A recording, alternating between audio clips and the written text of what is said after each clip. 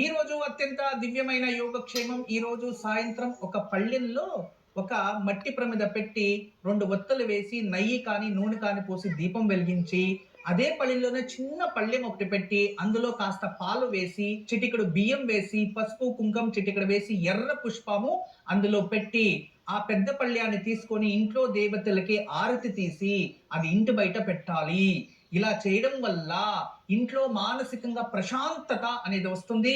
లక్ష్మీదేవి ఇంటికి ఆకర్షిస్తుంది. చంద్ర సహోదరి ఏమమయే మహాలక్ష్మి అనుగ్రహంతో ఇంట్లో ప్రశాంతత, ఆర్థిక అభివృద్ధి 2 పెరుగుతాయి.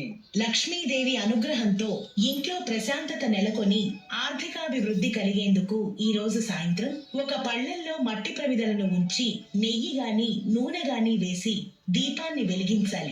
అదే పళ్ళెంలో ఒక చిన్న పాత్రను ఉంచి అందులో కొన్ని పాలు పోసి పాలల్లో కొన్ని బియ్యం, పసుపు, కుంకుమ వెయ్యాలి. పళ్ళెంలో ఒక ఎర్రని పుష్పాన్ని ఉంచి ఇంట్లో దైవాలకు హారతినివ్వాలి. తరువాత ఆ పళ్ళాన్ని బయట ఉంచేయాలి.